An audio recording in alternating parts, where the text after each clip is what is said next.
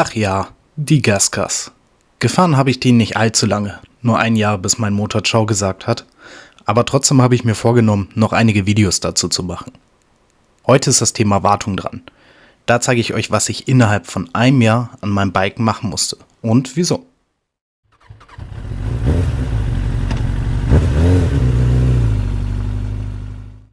Ich habe hier extra mal eine kleine Übersicht erstellt. Gefahren habe ich die 450er von 2019 bis Ende 2020. Eine kurze Zeit, aber dennoch musste viel gemacht werden. Wird ja auch nicht als richtiges Straßenmotorrad behandelt. Ja, also die grüne Markierung bedeutet, dass ich selber das Bike repariert habe oder gewartet habe. Wenn die Markierung aber gelb ist, dann wurde das vom Händler gemacht. Bei meiner FSE war der Händler Gasgas Werl, ich glaube der heißt heutzutage Motorsport Haftgar, ich kann ja mal ein Bild einblenden. Die kennt sich auf jeden Fall mit dem Themengebiet noch aus mit der FSE, also falls ihr da Probleme habt, meldet euch auf jeden Fall mal da. Mein Motorrad wurde auch laut Handbuch eigentlich immer nach Betriebsstunden gewartet. Hier entsprachen bei mir eine Betriebsstunde, sage ich mal, roundabout 40 Kilometer. Gekriegt habe ich das Motorrad mit 3000 Kilometer. Das ist kein Langstreckenmotorrad und deswegen ist der niedrige Kilometerstand auch völlig in Ordnung. Zuerst habe ich angefangen mit einem Ölwechsel, da der Vorbesitzer meinte, dass es wieder Zeit für einen ist.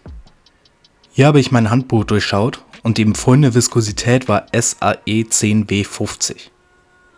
Das billigste Öl sollte man hier nicht nehmen und deswegen habe ich mich für das Motul 300V entschieden. Nach dem Ölwechsel musste dann nur noch der Filter ausgetauscht werden und dann war ich durch mit dem Thema. Knapp 400 Kilometer später ist mir dann aufgefallen, dass ich auf der Straße ein unruhiges Fahrverhalten hatte. Der Grund dafür waren die Speichen, die nicht mehr angezogen waren und aus deren Gewinde gebrochen sind.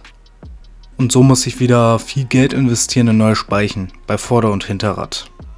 Als die aber ausgetauscht waren, war das Fahren echt wieder mega angenehm und ja, kein Problem mehr. Bei 3700 bis 3900 Kilometern wurden die Ventile und der Abgaswert am Steuergerät eingestellt. Grund dafür war ein ständiges Ausgehen des Motors am Motorrad. Dadurch wurde es auch wieder kurzzeitig besser. Nach 4000 Kilometern musste ich dann nochmal das Bike überprüfen, weil die Batterie ihre besten Tage wohl hinter sich hatte. Die Gasgas ließ sich nur noch per Kickstarter starten, was ja auch schon außergewöhnlich ist. Denn bei den Modellen hatte man doch wohl echt oft Probleme, damit das Motorrad mit dem Kickstarter anzukriegen. Da habe ich dann auch eine neue Zündkerze eingebaut, die alte war verschlissen, das könnt ihr mal auf dem Foto sehen, und dann dazugehörigen Zündkerzenstecker. Den Luftfilter habe ich danach nur gereinigt, sah aber auch dann wieder wie neu aus. Nach ein paar Betriebsstunden lief das Motorrad wieder unrund. Das nervte mich echt schon, ging mir öfters an der Ampel aus und sprang schlecht an. Da habe ich mich dann dazu entschlossen, den Tank selber zu reinigen, sowie die Einspritzung. War eine gute Entscheidung, da die Einspritzung gerne mal neigt, viel Ruß anzusetzen. Es kann nämlich sein, dass sich die Stellschraube für das Luftgemisch durch die starken Vibrationen auch gerne mal selber verstellen. Ich meine natürlich verstellt, nicht verstellen, ist ja nur eine Schraube. Es kamen auch normale Wartungsarbeiten mal vor, so wie Kette ölen oder Kühlwasser nachfüllen. Das ist ja bei jedem Bike ziemlich gleich und da brauche ich, glaube ich, nicht viel zu sagen. Der Rahmen hinten musste bei mir auch schon mal ausgetauscht werden. Wie es bei so einer Supermoto auch ist, wurde der Rahmen mit der Zeit auch immer weiter beschädigt. Hauptsächlich durch die Belastung, wenn man Wheelies mit der Maschine macht. Da entstehen dann irgendwann Risse und dann geht's auch mal kaputt. Passiert dem Besten, würde ich sagen. Zum Ende hin wurde zum Beispiel auch nochmal der Tank bei dem Gewinde erneuert.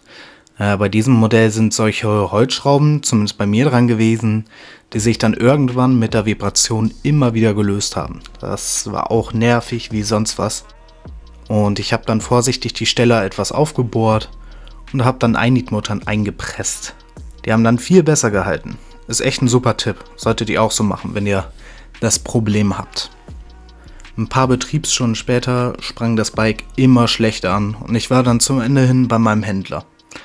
Der meinte dann, dass es sich um Motorschaden handelt und der Kolben dann gewechselt werden müsste. Ja, das war zu teuer für mich, also hätte sich wirtschaftlich nicht gelohnt. Und ja, so habe ich dann die Maschine leider ausschlachten müssen. Schade eigentlich. Obwohl ich viel an dem Bike machen musste, hatte ich extrem viel Spaß damit. Ihr müsst einfach nur mit vielen Wartungsarbeiten rechnen, wenn ihr so ein Bike habt. Aber das ist, denke ich, normal bei einer 450er Supermoto. Falls noch Fragen offen sind oder ihr eure eigene Meinung zu dem Bike habt, dann schreibt sie gerne in die Kommentare. Danke fürs Zuschauen und bis nächstes Mal.